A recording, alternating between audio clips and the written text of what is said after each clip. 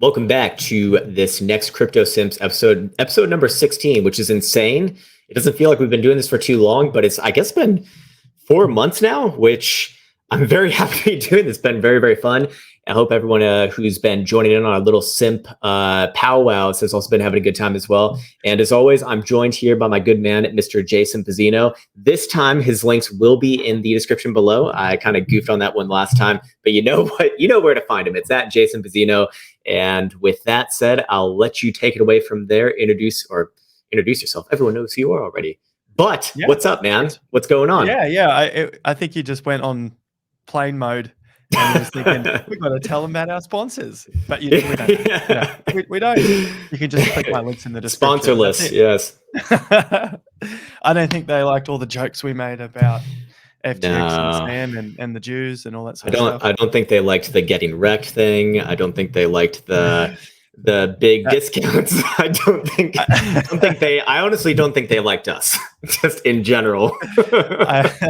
I don't think it was any of that. I don't think they're making enough money from us. That's probably what it was. Yeah. Well, there's always next time, I guess. At least that's what we tell ourselves.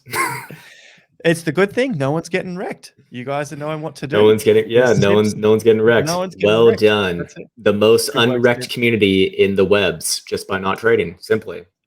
This is one of those times to maybe even be not doing exactly that. I mean, shit, when you talk about maximizing your time, when optimizing your time, I mean, looking at the market right now, there hasn't been a whole hell of a lot of opportunities, realistically, unless you're trading in the short-term time frames. But I suspect a lot of people who are tuning into content like this, and I know a lot of people in your channel, especially as well, they're thinking more long-term. They're thinking about holding things for months, or maybe even years, or maybe even decades. And so I suspect that these times are just absolutely boring. And well, that's just kind of the name of the game. And I mean, realistically, it also is kind of around these times when the most important things do happen. But the problem is that no one really stays around. And so they miss out on all of that. And well, that's the name of the game. Repeat it the next cycle. Your girlfriend isn't updating her OnlyFans in the background, is she? Are you on OnlyFans right now, sir? She seems to be looking at NFTs, it would appear. Okay. NFTs of her OnlyFans. Okay. She's on Discord now. Who knows what she could be up to next? Maybe looking at bags or something. Man, it's insane. Girls, girls will buy these bags for thousands of dollars, and they're just, it's a bag. So I thought you were talking altcoin bags. I was crypto minded. I'm like, and we buy shit coins for thousands, for tens of thousands and hundreds of thousands. Yeah, man, always have to turn the mirror back on in yourself. But I guess equally as useless, at least bags you can actually, like physical bags, you can hold shit in, whereas altcoin bags are mostly there for speculative purposes. I mean, shit, man, it still feels like we're in the dark days of cryptocurrency land, where most of these altcoin projects don't even have like reasonable products like available anyways. It's still mostly promises, ain't it? Totally. I remember talking about that last year, 2021. This is the reminisce show, really. The Crypto Simps is just the reminisce of what happened in 2021. Days gone, yes. We were through there in 2017, and you're just like, most of the stuff's going to turn to shit. No, not my altcoin bag. Yeah, not mine. Altcoin bag is the best. Everyone else's, not mine. Cardano like this. Don't you dare talk about Solana like this. AVAX, everything. But the other 16,000 as well. But time and time again, there's no physical real things going on with them. So what do you expect's going to happen? Look at Amazon. Yeah, exactly. That actually dumped, and now it's taken 20 years. Yeah, and that's also the thing, is that people like to bring up stuff like, oh, this is like the dot-com bubble, or if you're in crypto now, it's like being in the internet in 1999. It's like, yeah, I get that. That also took like 10, 20 years from that point after a major crash in order for it to get going. So I don't know what your plan is, but if you can't survive that, it means it's meaningless. It's exactly, and it's just penny stocks again. The penny stocks, it's not like they turn into anything. The majority of them turn into dust, to trash. And it's the same thing with the altcoins. I know they're not in your portfolio. So what makes up a portfolio for Mr. Krown during these times? It's pretty much the same thing as always. I have Bitcoin and then a bit of Ethereum, but I'm always more focused on accumulating Bitcoin, just because I do have a long-term sort of view on that one. I actually do not plan on really touching my Bitcoin for at least until the end of your 18.4 or 18.6 year cycle. I think if we see a peak before then that would be the peak. Like, I don't think we'll get an extra big peak on top of that. We could, but I'll play it safe. That's and what I gathered. I know you got a dirty little bag of hex too. It's to keep all the hexkins away, man. Yeah, I sacrificed to the pulse gods, and when pulse, I'm still waiting for that shit to drop. I was told it was going to drop in like September, October. Oh, it's amazing. That chart is so good, just down, bounce down.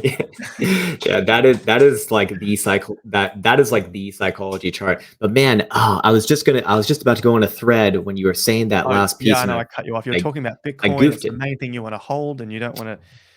Oh, yeah. Okay, so that's the main thing one of the major things I gathered from your talk with Phil Anderson is that he expects the stock market to top and bottom before the real estate market, right? And I would and I put Bitcoin in that basket as well. So kind of verifying what you're saying there, yeah, I'd agree. If that top is going to be very likely the top, assuming that model is still reasonable and holds up. But so far so good. And I actually do happen to think, or at least I'm kind of running with that, at least for right now, as my long-term view. And I don't know, maybe I just end up holding it longer anyways. At the end of the day, assuming that world conditions don't change too much based off of the current situation going on, and if all fiat currencies don't get in some way boo caked, I perhaps I might just hold it all the way through anyways, because I don't really have like a need for fiat currencies. Yeah. Well, the thing is that there's so much uncertainty right now with how the geopolitical situation is going to play into the valuation of fiat currencies, because you've probably seen, like I have, or maybe you haven't, but the euro dollar, for example, is like in a catastrophic downfall, and the dollar seems to be soaking up a lot of things right now. But there's so many little nuances that go into these things that it's very difficult to judge where that's headed long term. But from all that I can see is like, I do see the euro continue to go down. So for me, it's like, if I'm holding dollars, I feel like that's a good place. It's a good place to have some dollars, good place to have some hard assets. Yeah, some cryptos. I'm just having a quick look at the chart while you're chatting about it. Oh, right on. Yeah. I haven't looked at it for a while. Yeah. I just see it's €1 to an Aussie is $1.50. So it's not too bad. But how's it going over there in Finland with your neighbors? It's really interesting right now, man. People are legitimately starting to get scared. You can definitely feel that the attitude has turned around. Finland? Yeah. Well, first off, Finland is not in NATO, and it is in the EU, and it has supplied weapons to Ukraine. And so Russia has considered that basically an unfriendly action, not a military action, but an unfriendly action. And if they wanted to take another action, I mean, Finland is probably not the easiest target. There's certainly a couple other countries before them, maybe like Georgia and obviously Belarus, but they're basically Russia anyways. But Finland, they're not a part of NATO, so it would probably be a similar situation to Ukraine if they wanted to move in that direction. And Putin has been on record as saying, and kind of his general thesis, from what I can understand studying him a little bit, is that he's actually very romantic. In fact, he's very romantic for like the old Russian Empire and the Russian family is what he seems to mention that a lot. Like, this is the Russian family. He considers Ukraine a part of the Russian family. There are brothers, or Slavic brothers. And I think he used the term like it was one of the greatest catastrophes of the 20th century that the Russian Empire fell apart. And a couple of weeks ago, he said something along the lines of, of that. And he also said that in the Russian Empire, he considers, not only all of the Baltic states and Ukraine and, all that stuff as a part of it, but also Finland and actually Sweden as well, which Sweden is also another non-NATO country. So your microphone keeps cutting in and out, man. Oh, okay. Let me turn off this, and this perhaps will help. Sweet. I was watching a few videos on YouTube about why isn't Finland, like, why didn't they take over Finland? And there was a bit of conflict there, and they couldn't take it, or Russia couldn't take over it, and they managed to keep themselves independent of Russia. Right. And then Russia's just, trying to say, well, these belong to us. And it's like, right. Yeah, I don't think so. It hasn't been like that in a good part of history, but well, yeah, I think Finland and Russia split in the early 1900s, so like 1910 to 1915, so somewhere around there, around World War I time. So yeah, it's a weird situation just all around, because you don't really know what to expect, because we also aren't, like you and I, and basically anyone who's listening to this, and probably even the higher ups as well. No one has like the real information. We don't know the full story. None of us. Privy to it. Yeah, and it's very difficult right now to navigate through the propaganda on both sides. And like, I'm not naive enough to think that obviously the West and, our countries that I'm saying in right now don't have propaganda. Of course we do, just like the Russians do as well. And navigating through that I've just found it impossible. I don't know who to trust. I don't know what to believe. Even if you see a video on Twitter, which videos are typically hard to argue against. But even then, I mean, there's so much tomfoolery going around with these things. Like, there's videos that people are posting as evidence of crimes being committed that were actually videos that we recorded years ago.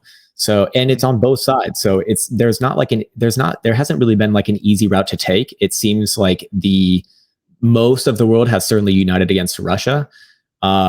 Which, I mean, might be, or is probably a good sign that, they're on the wrong side.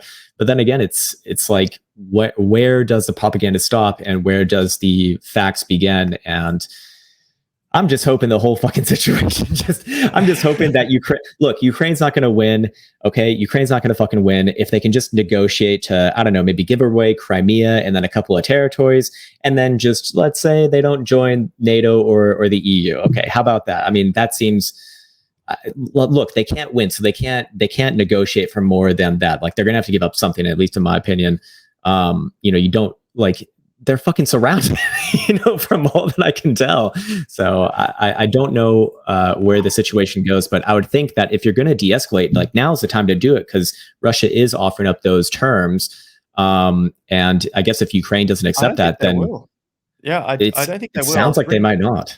Yeah, which is kind of crazy. Something else today that it probably go on longer than we think it will, and they're not always I'm not saying they're dumb, the leaders of these countries, right? Right. They're planning stuff, but I'm not sure whether, from what I was reading, not sure whether Putin got all the information correct before they went in, and they were expecting it to be a pretty simple win. Yeah. And it seems like the people do not want him in Ukraine, whereas the information that they were trying to perpetuate, like to push out there, is that the Ukrainians want Russia to come back and take out this, Western government puppet. So if that was a little, incorrect, or they didn't hit that properly, the Russians, then this is probably going to be a little bit embarrassing for Putin, but he's not going to take that and then just extend the war on. So they'll end up running out of supplies. Obviously, Ukraine's a smaller place, less supplies, but at some point, someone's got to give. But I think it's going to be longer than what we anticipate. Yeah, well, certainly the effects of it will be, I mean, disconnecting Russia from SWIFT and everything it's going to have huge implications that none of us are going to be able to foresee for the, years, I'd imagine. It was kind of no secret, though, that they were kind of already de-dollarizing, however, and trying to get away from the dollar system. So this kind of expedited it. So, if you want to play into the conspiracy theories that, I don't know, there's going to be a changing of the world order and everything, perhaps that leads into that. But it's so crazy now, man, just because even fucking this conflict gets politicized. And you see people on, especially the right side, I see it on Twitter, where they just immediately call bullshit on this, because this is kind of, I guess, well, it seems like an everyone thing, but it's more so accepted on the left, and the people who are on the left are in power right now. So they just immediately say, no, this is wrong, this is bad. And I fucking like, this is such a terrible way to handle any discussion, just because no matter what one side does, as soon as one side endorses it, the other side just immediately rejects it. Doesn't matter. They just immediately say that side can't do anything right ever. So how do you resolve two sides that believe that the other side is literally evil and never does anything right ever? Like, they can't agree on anything. This is pretty interesting because that's the polarization that's going on in the US at the moment, which we have seen in history. Looking at that recent video that Ray Dalio put up, The Changing World Order, which I mentioned to you earlier. Yeah. The polarization in these countries is what leads to a civil war. And it doesn't necessarily mean that we have to go into war between countries, but it can just be a civil war, which then breaks out into something bigger, which is part of all these cycles that we're leading towards, the fourth turning, which is coming up. And in the fourth turning, there's always a war. Yeah. Hopefully we don't get a big one this time, like we've seen in World War II and what was this American Civil War in the 1860s, and then the other American War in the 1780s. Revolution. And then before that, like every sort of 80 to 90 years, something.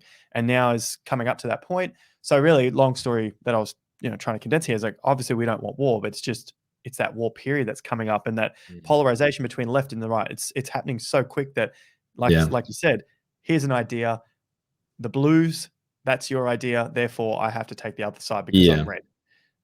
Right. It's teams, it's gangs. Yeah, it's showing itself so much more now, which leads to that, which then Russia or China or both can start to change the world order. I'm just repeating here from Ray Dalio's video and his book as well. When the nation in power is weakened internally, essentially, is like our body, and it's got cancer in it. Cancer is the red versus the blue. Then the next host comes over and takes over to take power. Therefore, the changing world order doesn't necessarily have to be at the end of this 80 years. Maybe it's at the end of the next 80 years. Maybe it's somewhere in between, because they can't extend it. Nothing is set in stone, but it is showing signs that it's leading towards that. Right.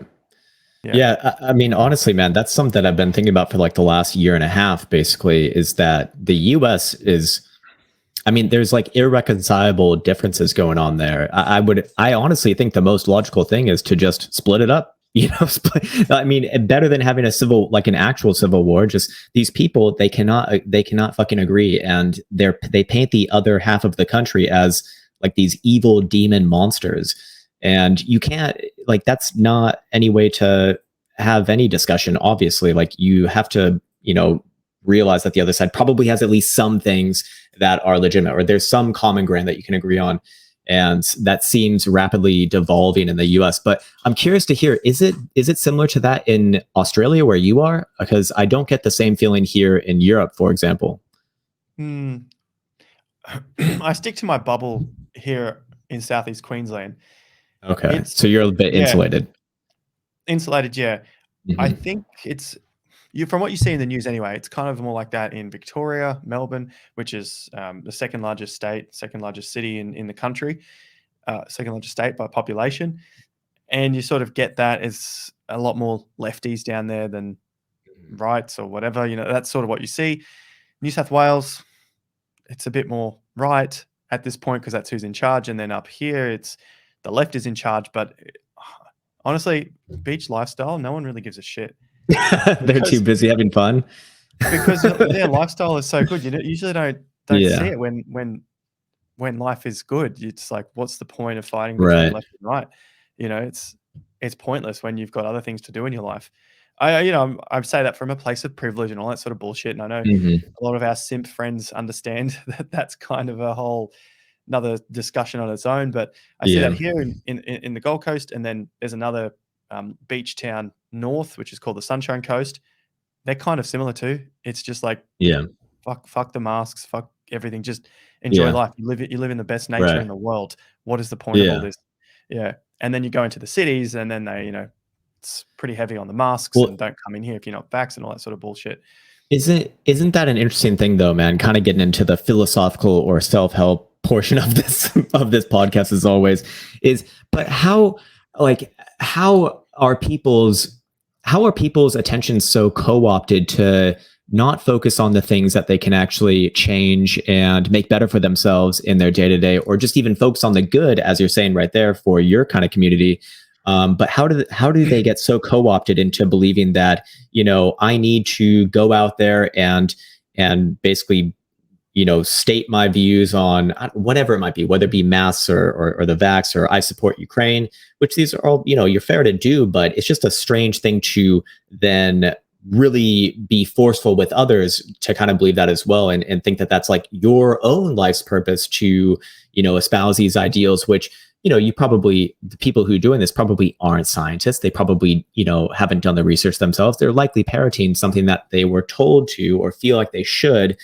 And that kind of co-opts their identity almost, in the sense that because they have maybe such a weak identity, and this goes for both sides, obviously, I'm just using those examples because they're more on my mind right now, but you can do this on both sides very easily, very fucking easily. In fact, maybe even easier on the other side in some cases. Right, left doesn't matter. It's harder to be centered. It's the same thing. It's much harder to be centered in this world. And I would just put it down to things are so easy for people that you need another purpose to live for.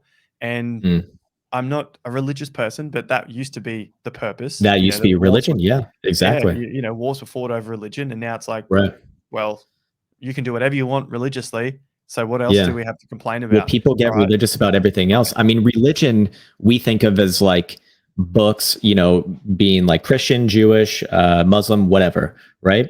But the thing is that religion is like your belief set, your sort of window that you see reality from.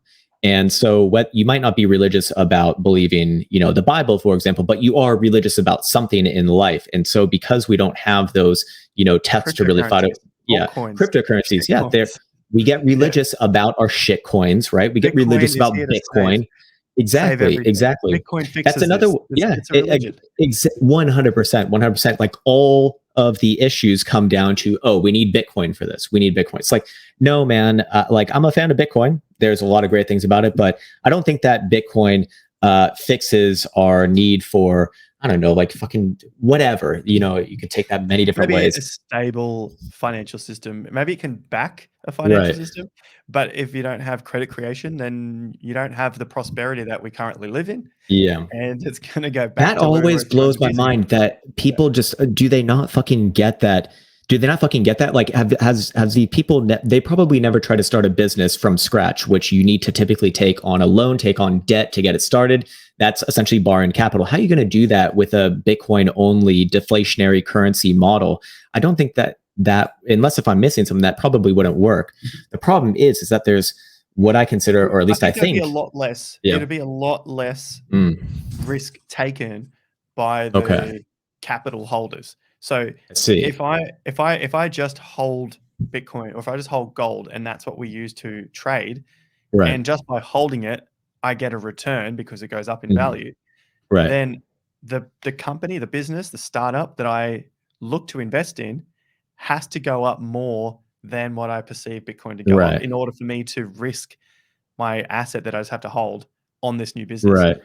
And so I think that would just then lead to a lot less people taking risks on new ideas. So, if Tesla couldn't start up, then we wouldn't have Tesla. Like you've got to put, obviously Elon Musk made some money from PayPal. So let's go back and use PayPal as an example. But if no one invested in that because they didn't see it going up any faster than holding Bitcoin, and they use Bitcoin to invest in it, then it wouldn't exist. And then, Elon wouldn't have his money to then go and start up Tesla. So that's a great point. I mean, that's a phenomenal point. And to even just kind of expand on that maybe a little bit.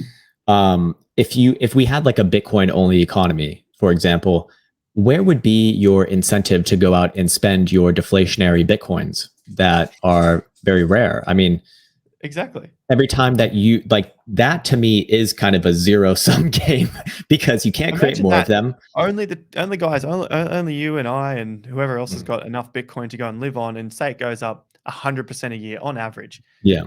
You can just spend up to that limit or less, and then you never have to worry again. But what about the 99% of people that don't have Bitcoin? They're going to keep working for us again. It's exactly the same system. If we can't live in El Salvador and Bitcoin, just a new 1%. That's it. Exactly, it's just a new 1%. It's just, I think people are obviously in favor of it because they're like, oh shit, I get to be the 1% this time, so this is good. I'm in. Exactly. So I go live in Bitcoin City, and I just start paying all the El Salvadorians to make me a fucking taco or something, and they get a fraction, 0.00001 of a Bitcoin for my taco. I'm like, shit, I can live on this forever, and they never get any richer. Oh, sure. But like the thing is that there's so many, or I wouldn't say so many, but there's a few people who, I don't know, they seem incredibly intelligent to me that are arguing that this would be the way, like Robert Breedlove, for example. Have you tuned into him ever? And I think like Professor Safety, something like that. They kind of advocate for a system like this. And I mean, they seem very eloquent. They seem very educated, but when I think about it myself, I'm like, wait, I can't make these dots connect in the way that you are, sir. And I think that you might just be sounding very, very intelligent. And that's kind of the main draw to this analysis. It's not so much like this actually fits and makes sense, but maybe someone in the community here can educate us in the comments. Yeah, maybe we're wrong. Yeah, I mean, I would love to be wrong. I mean, be good for me. I mean, shit, man. Like, I'd be happy for. I'd be happy for it. But I think you're right in terms of these guys who sound very eloquent in how they. Very seductive with their speech. Very true. Yeah, how they piece an argument together. It's just like it makes sense. Michael Saylor does very well, but I think he understands. He's not advocating for a Bitcoin's denominated system. He looks at Bitcoin as an asset, which is where it's just what I think it is, like digital an asset, land. Kind of like a digital land, digital gold. And when you look at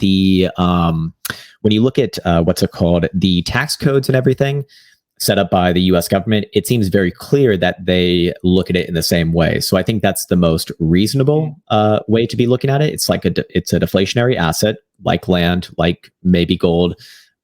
Just better in a lot of ways as well. So I think that is that makes the most sense to me. I'm actually very much on board with a lot of the thing that Saylor says, and he's a very seductive and eloquent speaker as well. But the other guys, they want only Bitcoin to be the Bitcoin standard. Basically, I don't see how that could ever work. I mean, simply because of the same reason that a gold standard would not work or be that great. To me, it seems like the people who are most in favor of a gold standard are the people who are hoarding gold because they just, they obviously want to make money, right? I mean, we all do. It's fair enough, but you hold an asset, so it makes money for you. And I'd see the system turning out the same way. If you hold Bitcoin and you're one of the major holders of it potentially, in the future, and then someone else wants to create a business, the same thing. I'm just repeating the argument here. You're going to have to spend to them, invest in them, giving them some Bitcoin. Maybe you get the Bitcoin back plus 10x, maybe you don't. Do we get a fractional system from Bitcoin at the end of the day? I don't know, maybe in time. It comes off the Bitcoin standard eventually, and then the whole system repeats again. The US dollar is backed by Bitcoin, and then eventually they have to get off the standard, and then the cycle begins again. That'd be a hell of a thing, man. Hey, on that topic, I think you have a great topic here in the list, and you or basically the topic is, what is a model portfolio for a potential bear market? I think we kind of were initially getting into it earlier, but I think it would be better to expound on it now. Let's say that Bitcoin is in a bear market, or bear market is happening from here. What are you going to do? Or what is the right port of call to be employing in a situation like that? You know what my response is going to be. Obviously, I'm not interested in holding anything that's not named Bitcoin and maybe Ethereum. Even then, Ethereum, I've been less and less interested in it as like a general idea. The more and more that I've learned about it from people who are much smarter than me in that regard. And I do see the data on the whales accumulating more ETH. I saw that one. I don't care about that bullshit. I see this stupid fucking bullshit with the illiquid supply. Shut the fuck up about the goddamn illiquid supply. Guess what? It's always been going fucking down. It's so unbelievable. It's so unbelievably ridiculous that it has sent and this kid's probably fine. He's probably a good person. Okay. But it has sent a 19-year-old kid whose only experience of this market is a straight up bull market from 2020 to 2021 into complete stardom from talking about illiquid supply and what the other on-chain metrics. Going on now. The rant that I'm going on, man, is that on-chain analysis is I've never seen it actually fucking work, man. It's always bullish. It's some of that analysis that makes sense to learn about it. It sounds smart. It sounds smart, but it doesn't apply to what's going on in the market. Yeah. Well, you can talk about illiquid supply, but guess what? There's derivative products, and they're not fucking illiquid, so it doesn't matter. And look, in order for something to have like basically the supply crunch narrative, well, there has to be demand on the other side. It's not just one side of the equation. You're just talking about supply. There also needs to be demand as well, and those obviously change in relationship to each other as time trudges on. But it's so interesting to me. And again, I'm not intending to talk shit about that, that kid who's probably he's going to be amazing, in like 5-10 years. With technical analysis, with technical analysis, people say it's bullshit, doesn't work. The simple answer is, well, no, I'm joking. I can, you know what I mean? I can expand on that a lot. Yeah. Yeah, I think we've gone over that before, where you say it doesn't work. It's just it's a probabilities game. That's what it's there for. Well, that's what people don't understand. They wanted to predict something you can't predict. Yes, you can't predict it. There's no way to like forecast a price. What you can do is you can set up models of probabilities and statistics based off of the past, and that has worked out for me in making an actual living. Works and many other places. Exactly. And that's all that needs to be. TA doesn't work. The next thing is, well, you haven't made it work for yourself. Like you haven't learned enough about it. Yeah. So I'll take a step back and just say, on chain analysis, I haven't made it work for myself. I don't have a need to, because TA works much better, in my opinion. So I'll give him that one. Yeah, no, that's a very balanced view, and that's doesn't know what he's doing. And that's what I should be saying as well, man. And that is a more nuanced point of view and more correct. I mean, you are right in that regard, absolutely. This is why we're Simps together.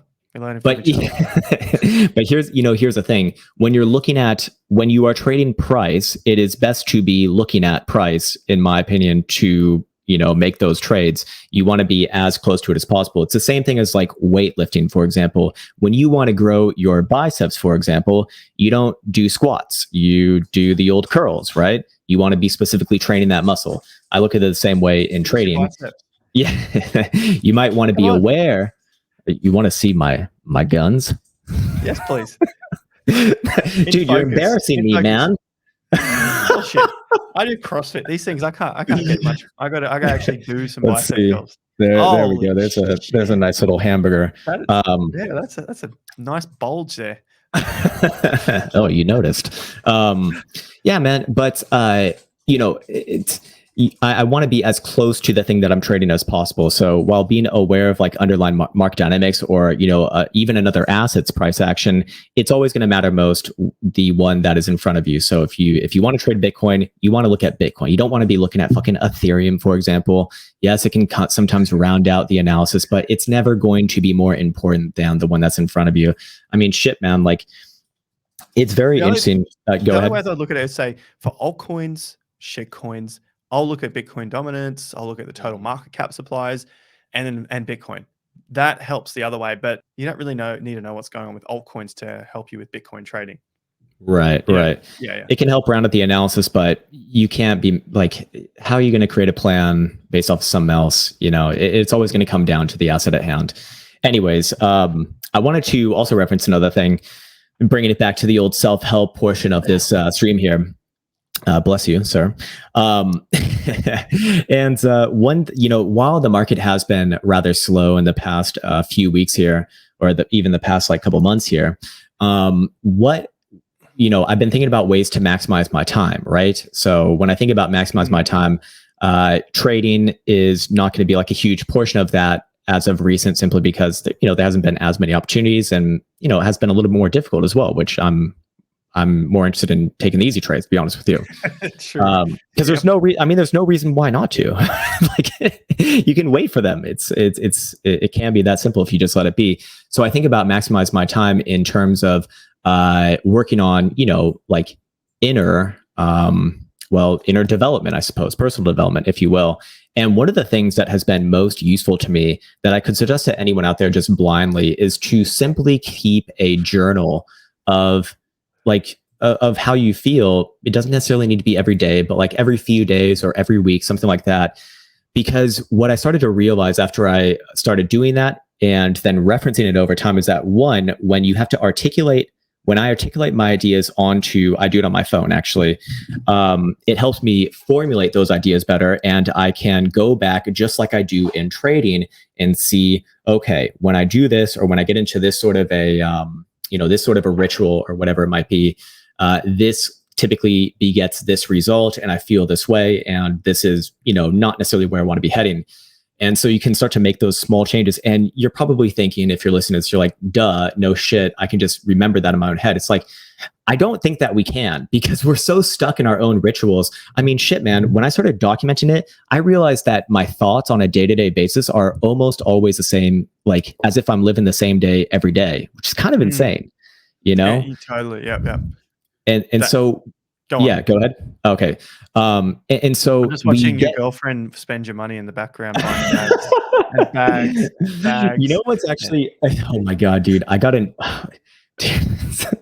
actually, it's quite nice here in Nordic countries, in case if anyone's not aware, but girls, they don't believe in like guys buying them shit, just so you know. They want to do it themselves because, like, girls are equal and girl power and all that good stuff. Whereas, like, us in the Western, International Women's Day. Dude, oh my fucking God, when did this shit start? And I'm not saying that it's shit because it's Women's Days, but Elsa started this morning. She's like, do you know what day it is? And I'm like, the 8th. And she's like, no, it's not. And I'm like, what the fuck are you talking about? She's like, it's International Women's Day, after a bunch of prodding.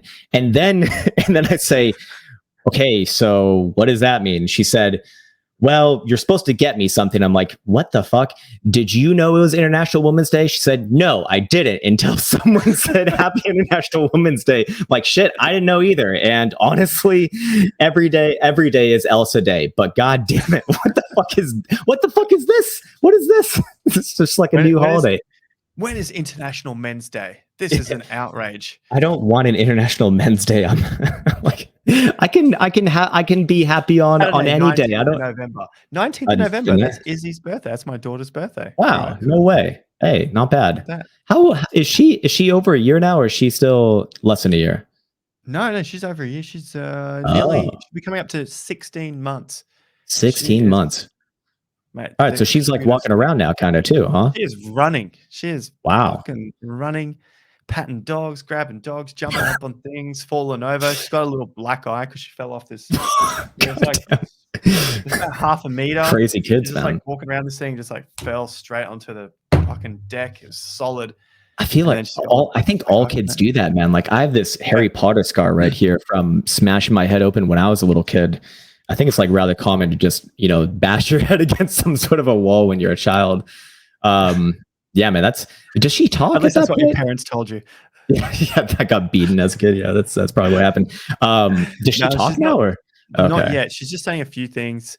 Just kind of like da, but doesn't really know. She kind of knows that she's saying it. Okay. Mama, dog. She says dog a lot. There's dogs everywhere here. Do you guys have a dog? No, there's just, we live like on the Esplanade, so everyone walks in dogs like all day. There's dogs all the time. And the other day I taught her like, uh-oh. And so that's the only way that she says a super cues is like, uh-oh. And I'm like, okay. Oh, that's interesting, man. It's probably super enlightening to watch a little kid like learn language as well, just because like, we don't really get specifically taught it, do we? I mean, she just kind of, I'm guessing she just kind of picks it up, right? Yeah, it picks it up, but then because the language comes a bit later, some kids it comes earlier, of course, but we're teaching her like sign language because they know what they're doing beforehand. So this one's like more, and I think there was like food and drink or water or something. So when I point to something and I'm like, do you want more? And she's like, more, and she just gets the drink or the food. So she knows. Yeah. They know she does. She copies like straight away. I'm sure people are getting bored of like a kid's conversation. I remember I would, but it's super interesting. Just to go to your point, man, it is super interesting how quick she does stuff now. Back to personal development then. Having kids, personal development, it's massive personal development. Yeah, I would imagine so.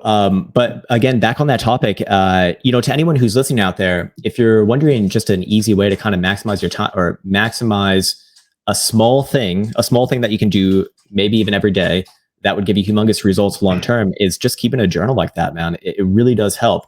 you will not only notice your own patterns, but you'll be able to go back in time. And this was maybe even one of the best points for myself, is that I can now go back in time and look at some of the things that were really stressing me out at the time. Like they seemed like humongous deals.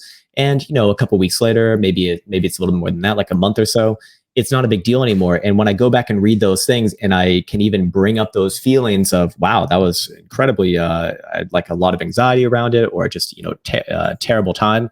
I can now go back to that and gain a greater perspective. And then the next time when I'm going through something, maybe not the same situation, but a similar situation, I can reference that and I can say like, well, it kind of feels shitty right now, but I know that this will pass. And that gives me a greater perspective on the situation as a whole, and has actually really helped me kind of move through some difficult situations, even recently. And also just, generally focusing on things that are like within, your own control, right?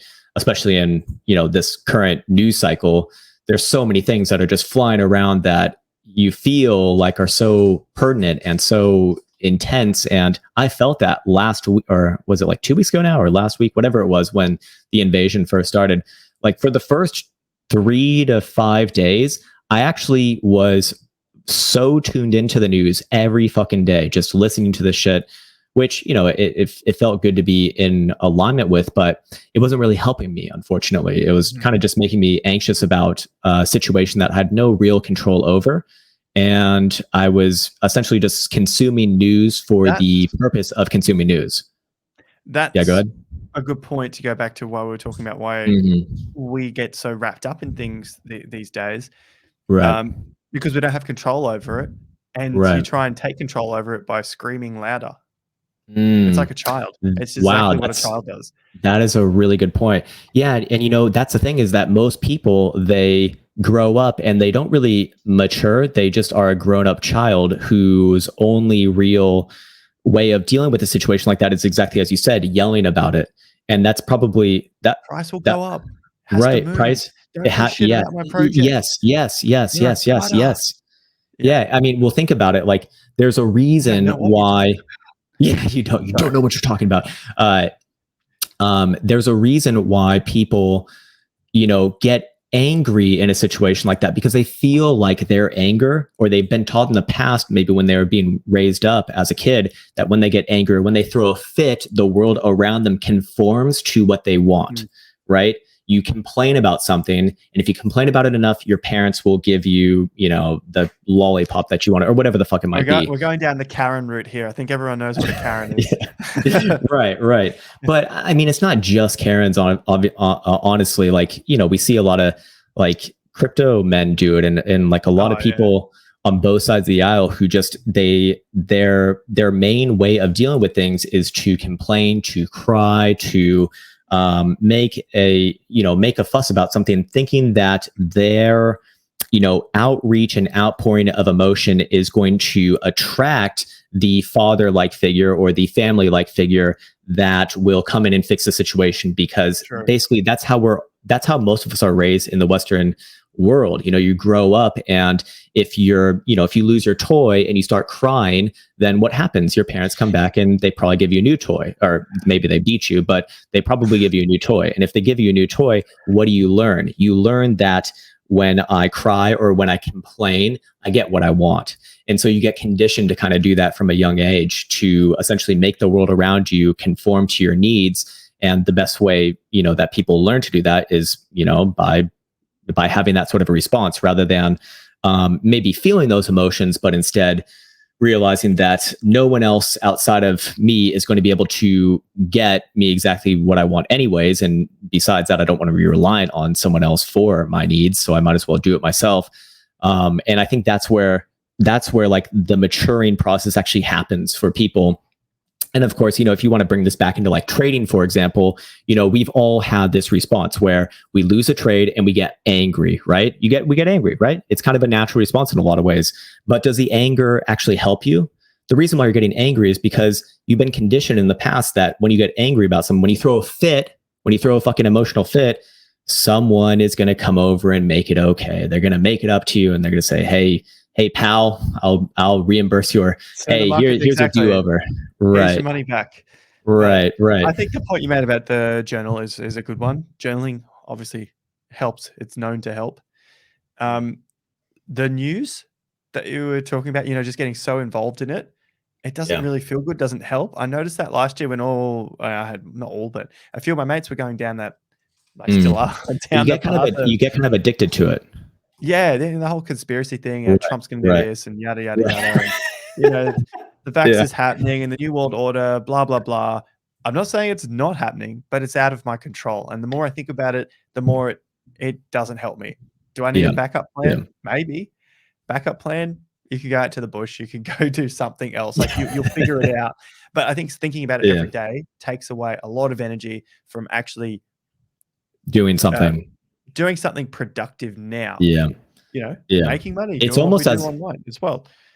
You almost use it as an excuse to not do what you should be doing.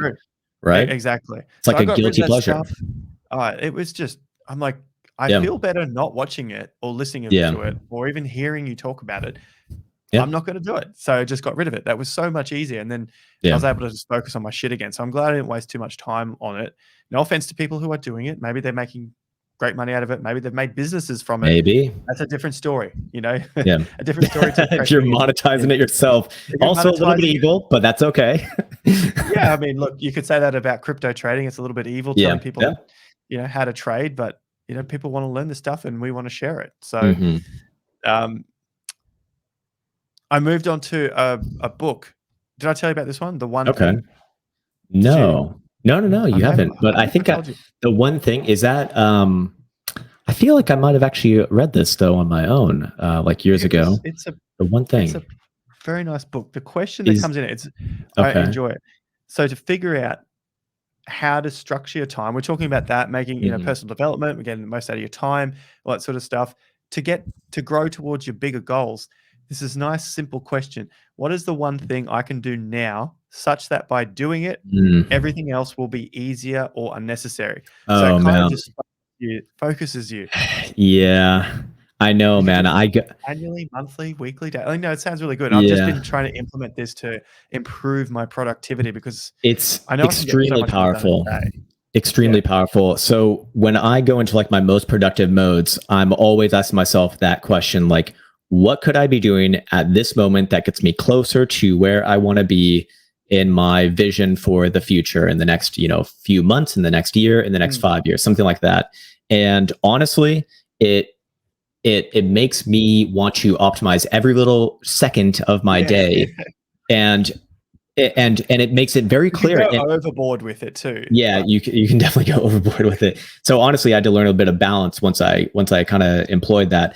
But you can really optimize every second of your day. And honestly, if you are feeling lost in life or in your purpose or whatever you think you should be doing, that's a really great way to get started on whatever path that you ultimately want to go down.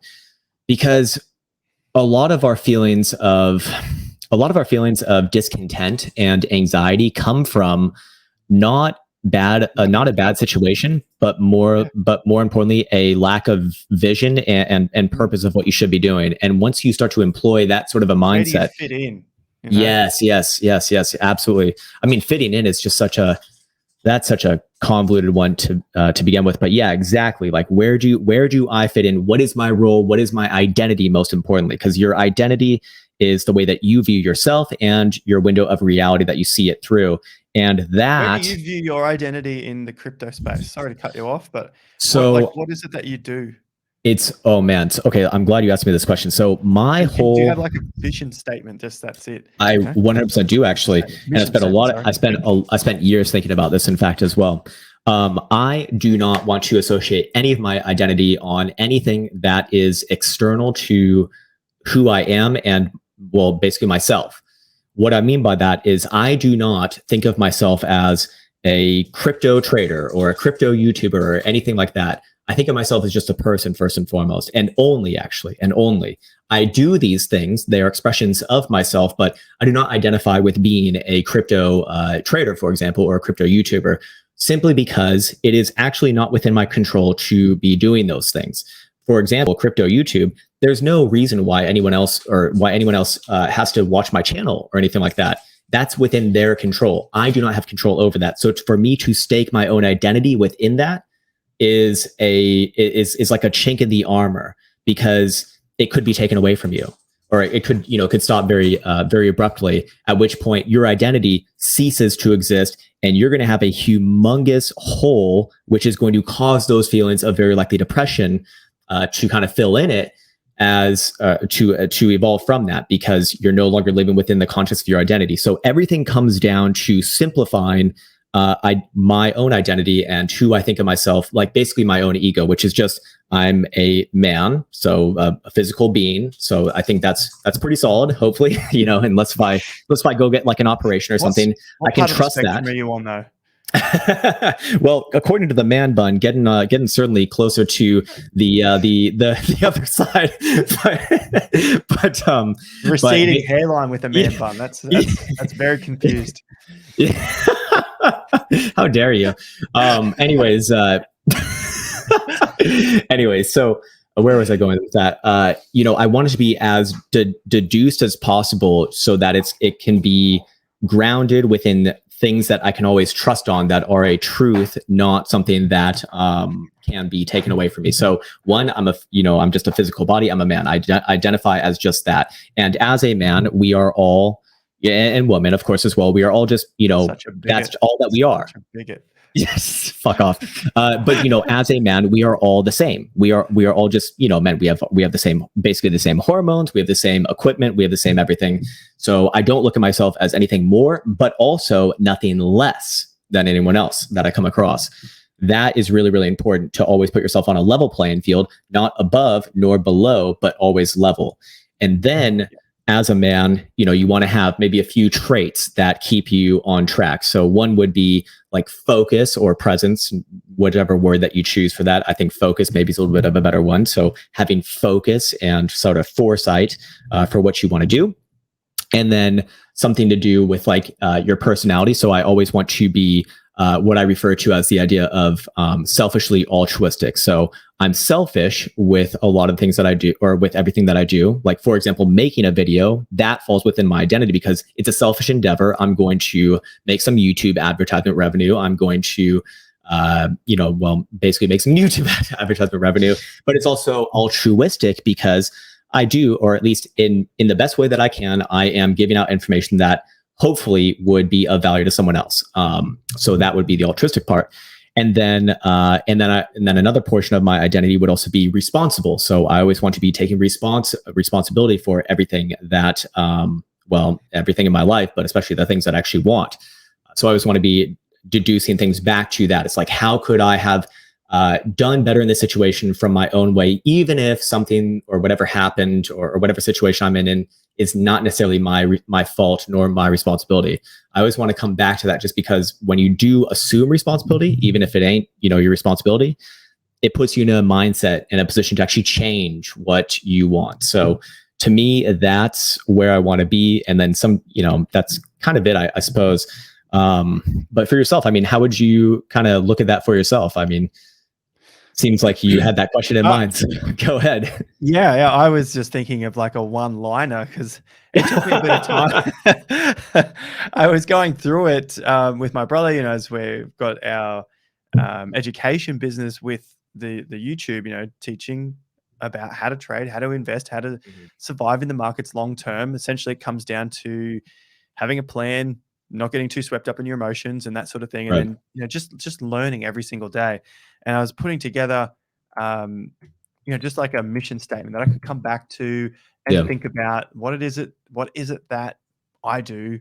And then also the vision statement is, why do I do it? Those sort of things. So I was just thinking of like a simple one-liner, and, I'm just reading mine here, a mission statement for what I do.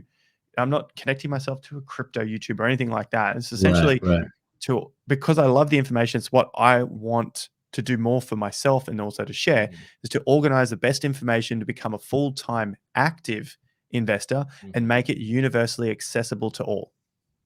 That's it. If I can just do that day in, day out. That's pretty dialed in. That's pretty dialed in. I like it.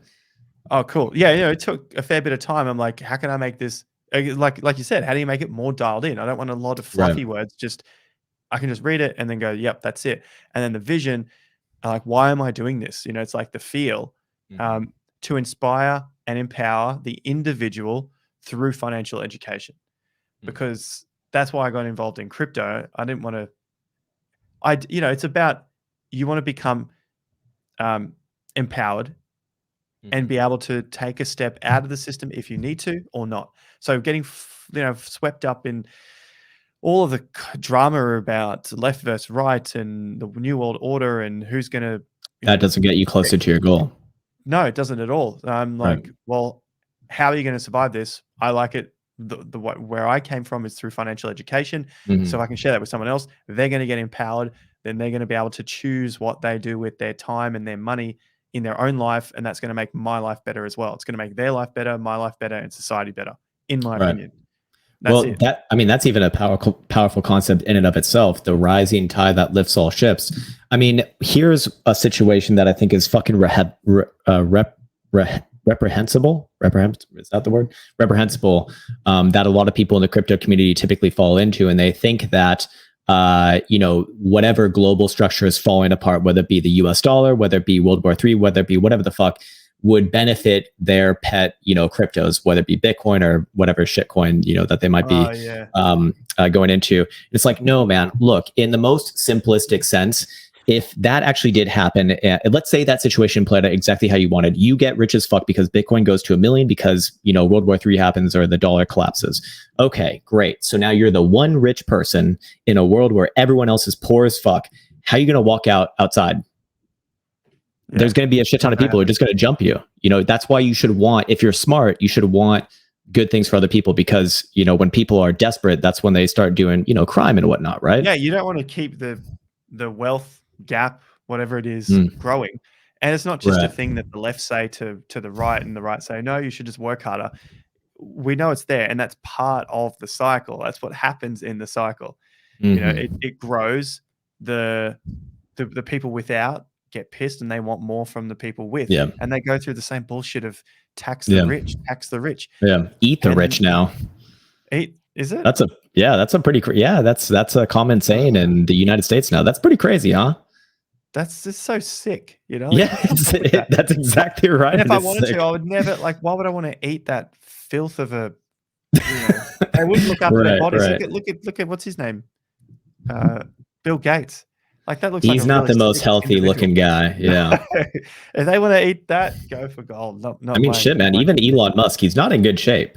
These are not model health is not at the top of their list. Yeah. And I'm sure Elon Musk knows that. Yeah. It takes some time away. Takes time. Bill Gates, vegetarian or maybe vegan. Not sure, but definitely one of them too. Fucking Beyond Burgers or some garbage produced in the factory. Yeah. Hey man, potato chips are vegan, so billions of dollars of land. I don't know. Yeah, that's still trying to figure out that one. Everyone misses the point, and then, of course, again, my opinion, my point of view, to level the playing field and rise all tides, it's the land. The land needs to be taxed. Nothing else. Don't tax the people. Don't tax productivity. Land is the asset that there's no more being made, and if you control most of it, then you can basically dictate everything else that goes on in the world. And so all the plebs, everyone, all of us, the bottom, are trying to go on about taxing the rich for more of their income that they've made from their property, but they keep forgetting the land. The land is where the wealth is. The land goes up, like Bitcoin goes up when you don't have to do anything for it. You just have to own it. Yeah. You brought up that topic. I think it was maybe last week or the week before that, and I've been thinking about that a lot since then. And it does make a lot of sense. Why are we taxing people being productive? Don't we want people to be? People say we productive? have land taxes. We have 1% or 2%. It's just something to not make big the regular enough. people feel better that they're taxing the rich. But it's if you really wanted to take the wealth and how much would they need to be taxed? I'll have to go back to read Phil's book. He has a free ebook online. I think it's called Citizens Dividend, where everyone gets paid out from that. The Citizens Dividend.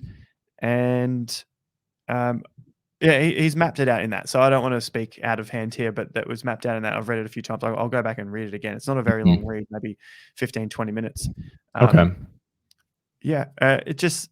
It makes a lot of sense because a lot of the wealth and the old money is in land, the royal families. any of those rich families, it's all in land, because you own the land. You tell the business what the rent is. If the business is productive, you can keep putting the rent up. And so you don't have to do anything apart from putting the rent up. And the business has to keep working harder. The people have to keep working harder. They keep taxing the people, keep taxing the businesses. Yeah. What about the land? You don't have to do anything. If you hold the land and never sell it, you never get taxed. If you take a loan out against it, you never get taxed. And so that cycle just keeps repeating. So it's a system set up for the wealthy. Yeah. I have nothing against getting wealthy. Right. Nothing at all. But the plebs just keep going after the rich people wanting to take their profits. It's like, you're missing the point because you don't. My question is for investing. Right. Yeah. I mean, exactly. I guess my question is like, how can we get that system implemented? You know, I guess the people in power don't really have they don't really have an incentive to do that. Yeah. I mean, because that's how a lot of them do have their own wealth, I guess. Their own wealth. Think about if you're in politics. Yeah. You're not going to vote for that. The laws as to how the land is zoned. You call it zoning there, I guess. Yeah, zoning. Like, yes. Yeah, single property or 50-story apartment blocks. So if you can put 50-story apartment blocks with hundreds of units, that land's going to be more valuable for the same size land, just depending where it is. And who makes those rules? Politicians. And so if they know what's happening, tell your friends, tell your family, go and buy this land before we change the zoning. Bam! That's been noted. People know that happens over and over again. There's a lot of it that happens in Australia and obviously all around the world, UK, Australia, US, all the time. So, yeah, that is profound. That's what people should be going after. Not now. I'm just going to be jaded that we don't have that system. But yeah, you've given me a lot to think about this week, man. I think that might be a good place to wrap it up as well, man. That's. God damn it. This can be on my mind for a long time. We should talk about this again next week, actually. Yes. Read the Citizens Dividend ebook in the meantime. I will. Nice, simple, easy read. Phil Anderson. Got it. Ebook. Citizens Dividend ebook. You'll find it free online. And while you're looking at links, go and click my links in the description down below. Jason. There it is. And like this beautiful video with Eric Krown and myself. Amazing. Wow. Incredible. Alrighty. Thank you for joining in to our next Simps discussion. We'll be back next week, same time, same place. That said, take care and see you hopefully soon. Peace out.